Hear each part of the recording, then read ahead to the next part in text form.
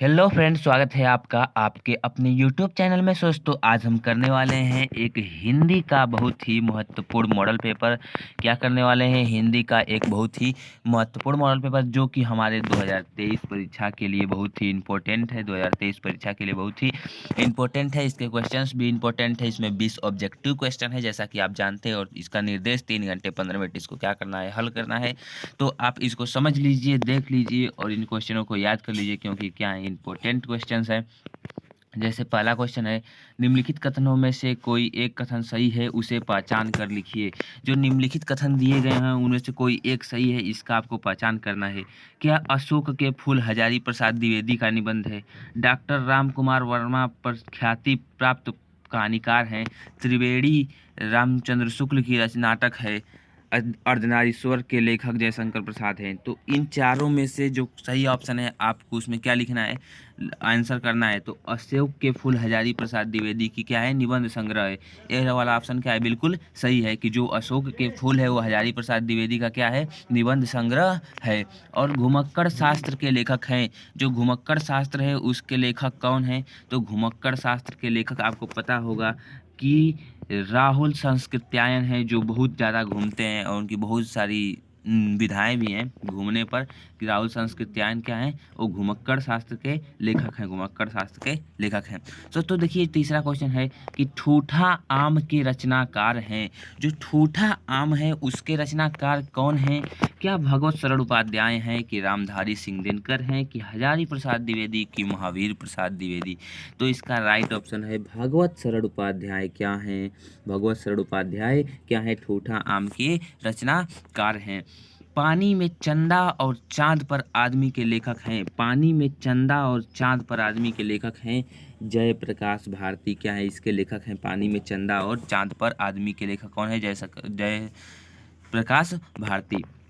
ठीक, एक क्वेश्चन आपके लिए पूछता हूँ, सूरज का सातवां घोड़ा किसकी रचना है? अब देखिए पांचवा क्वेश्चन इसमें आ गया कि हिंदी की प्रथम कहानी है। जो हिंदी की प्रथम कहानी है वो क्या कफन है, इंदुमती है, ममता है, इनमें से कोई नहीं।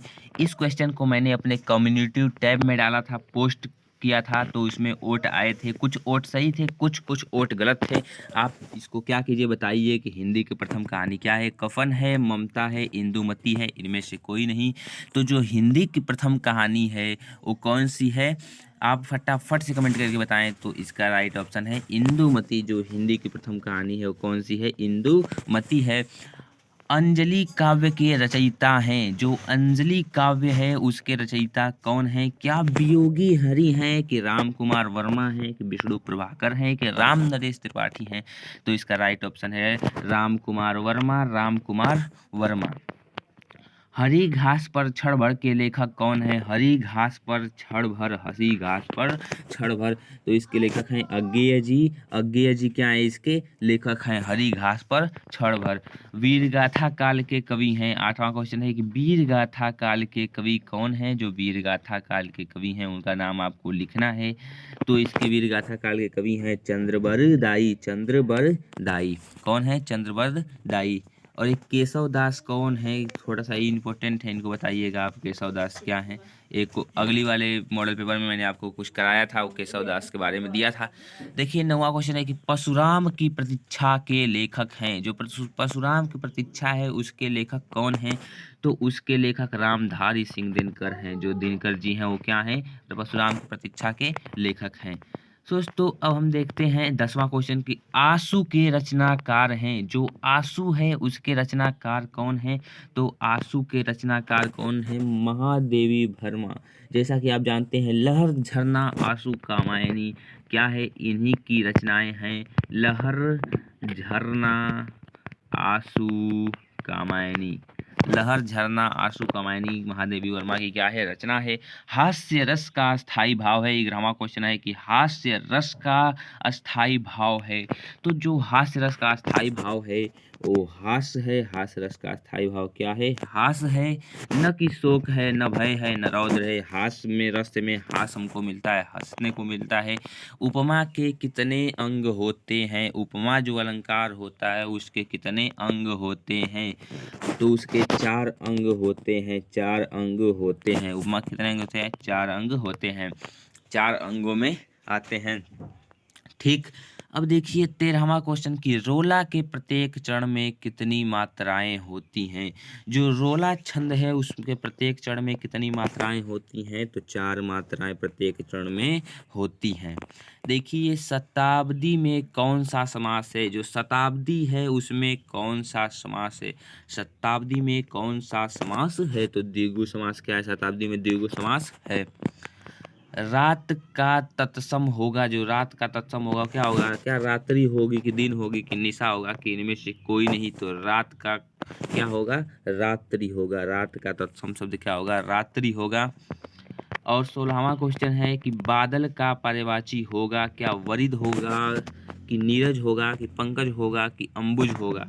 दोस्तों फटाफट से कमेंट करके बताइए, आपको पता है नीरज यानी नीर यानी जल, नीरज पंकज यानी ये कमल का पर्यायवाची है, और अंबुज मतलब पानी का है, तो वारिद जो होगा ये पर्यायवाची किसका होगा।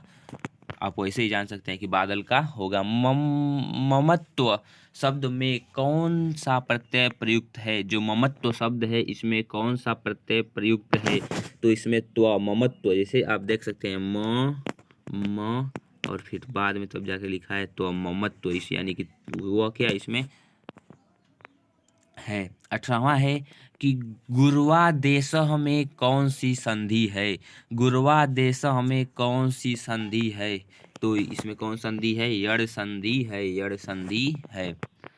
मधुसु शब्द में कौन सी विभक्ति एवं कौन वचन है, मधुसु जो शब्द है इसमें कौन सी विभक्ति एवं कौन वचन है, तो सप्तमी विभक्ति बहुवचन। वैसे आपके सिलेबस में मधुसु शायद नहीं है, नदी है और फल है, फल के रूप आप याद कर लेंगे। और पठ धातु लोट लकार मध्यम पुरुष एक वचन में रूप बनेगा, पठ धातु लोट लकार मध्यम पुरुष एक वचन में रूप बनेगा, तो पठ, कौन सा, पठ। दोस्तों एक और इम्पोर्टेंट बात की, बस आपका सिलेबस में 2 ही है, पठ का याद कर लीजिए आप, और हस का। आप इसी में से आएगा, इससे बाहर का नहीं आएगा। आई गारंटीटेड, मैं गारंटी लेता हूँ कि बस पठ और हस आएगा। चलिए अब वर्णात्मक प्रश्न हम जैसे मान लीजिए खंड अ देख चुके, अब हम क्या देखेंगे, खंड ब। खंड ब देखेंगे, ये कौन से प्रश्न है, वर्णात्मक प्रश्न। कि वर्णात्मक प्रश्न इनको लॉन्ग में देना रहेगा। हिंदी गद्यांश पर आधारित 3 प्रश्नों का उत्तर दीजिए, 6 नंबर का, ये तो हर साल आता है। इसको आपको पहचानना है कि किस चैप्टर का है। जैसे आप इसको पढ़ेंगे, इसको समझेंगे, और इसके बाद से देखिए उपयुक्त गद्यांश लिखिए, मतलब किस शब्द किस पाठ से लिया गया है, उस पाठ का नाम क्या है। रेखांकित अंश की व्याख्या कीजिए, लेखक ने गद्यांश में क्या संदेश देना चाहे, तो आप इसको इस प्रकार पढ़िए कि यह एक नैतिक आध्यात्मिक स्रोत है जो अनंत काल से प्रत्यक्ष या अप्रत्यक्ष रूप से संपूर्ण देश में बहता है और कभी कभी मूर्त होकर हमारे सामने आता रहता है। यह हमारा सौभाग्य है कि हमें ऐसे नमूने मूर्त रूप में बीच चलते फिरते हंसते रोते भी देखा है, जिनसे अमरत्व की स्मृति दिलाकर हमारी सुख हड्डियों में मज्जा डाल हमारे। यानी कि इसको आपको पढ़ के आपको बताना है कि कौन से चैप्टर से लिया गया है, कमेंट करके बताइए कि ए कौन से चैप्टर से लिया गया है। अथवा में एक और दिया है, इसको भी देख लीजिए, मित्र केवल उसे नहीं कहते, तो आप समझ गए हैं कि ये मित्रता, जहाँ मित्र आ जाए वहाँ मित्रता, आचार्य रामचंद्र शुक्ल जी आ जाएंगे। ये देखिए उसी का है, उसका भी गद्यांश पद्यांश लिखना है। और उसी तरह पद्य में भी है कुछ पद्यांश पे, सखीरी मुरली ली जो चोर अजिन गोपाल की नए बस बस प्रति, ये भी किस चैप्टर से, इसको भी आपको लिखना है। इसके लेखक कौन है, इसको भी आपको लिखना है। रेखांकित अंश की गोपिकाएं क्या योजना बना रही हैं, इसको आपको क्या करना है, लिखना है।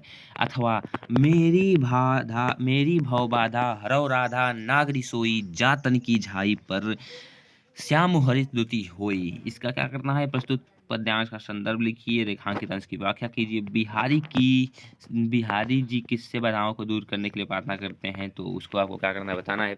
हिंदी में संस्कृत गद्यांश में से किसी एक का संदर्भ हिंदी में अनुवाद कीजिए। ऐसा नगरी संस्कृतम भाषाया केंद्रमस्ति एवं संस्कृत वाग्यधाराम संस्कृत लोचयालोकया, इसको आप क्या करना है, उसी तरह आप पढ़े होंगे तो आपको याद होगा कि एषः नगरी भारतीय संस्कृते संस्कृता भाषाया केंद्रमस्ति, यह नगरी भारतीय संस्कृति और भारतीय संस्कृति और संस्कृत भाषा का केंद्र स्थल है।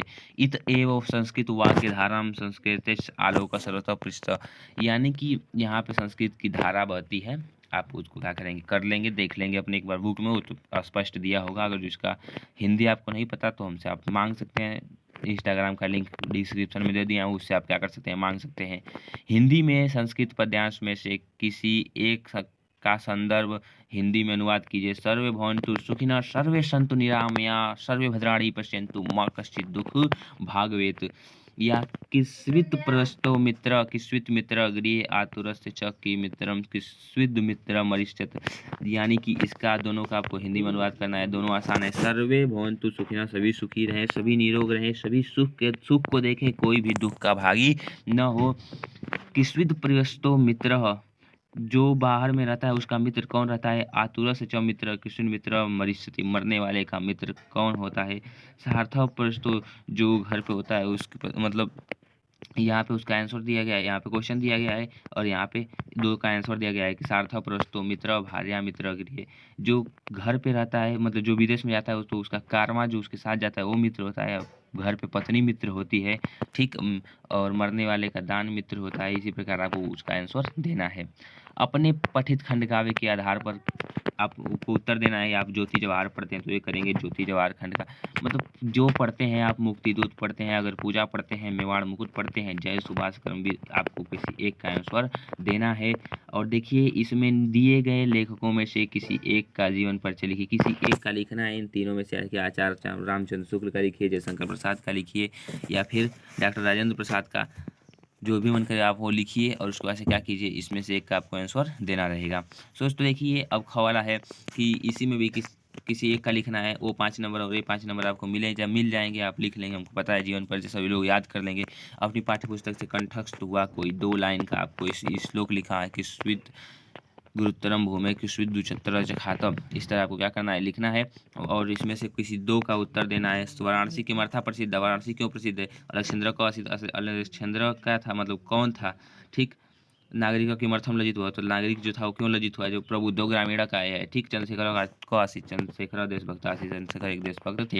ये आपको क्या करना है, लिखना है। इसी के साथ आपका लास्ट क्वेश्चन प्रश्न पत्र का निबंध लिखना है, जो कि 9 नंबर के लिए आपको प्रतिपादित किया गया है। क्या आप कंप्यूटर शिक्षा पर लिखिए, पर्यावरण प्रदूषण पर लिखिए, या फिर विज्ञान अभिशाप या वरदान पर। मैंने पर्यावरण प्रदूषण पर निबंध करा दिया है, डिस्क्रिप्शन में लिंक दे दूंगा। और उसके बाद से नहीं तो आप जाके मेरे चैनल में चेक करके क्या कर सकते हैं, निबंध लिख सकते हैं। दोस्तों thank you and bye bye and take care of you.